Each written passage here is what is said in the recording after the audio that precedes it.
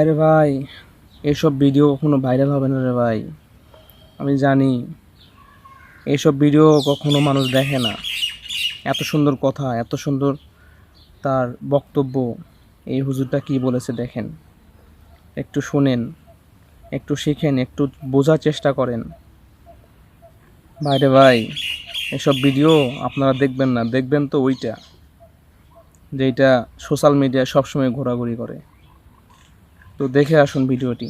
কোরআনুল কারীমের মধ্যে আছে, জাহান্নামী জাহান্নামের মধ্যে জ্বলতে জ্বলতে অস্থির হইয়া শেষ পর্যন্ত চিৎকার করে বলবে, আল্লাহ, এই কষ্ট দেওয়ার চাইতে আমাকে মৌত দিয়ে দাও, মৃত্যু দিয়ে দাও। আল্লাহ বলবে, লা ইউখদা আলাইহিম ফায়ামুতু। না রে বান্দা, এখানে মৃত্যুর কোনো ফায়সালা নাই, এখানে মৃত্যুর কোনো সিদ্ধান্ত নাই, তোমাকে এভাবেই জাহান্নামের আযাব ভোগ করতে হবে।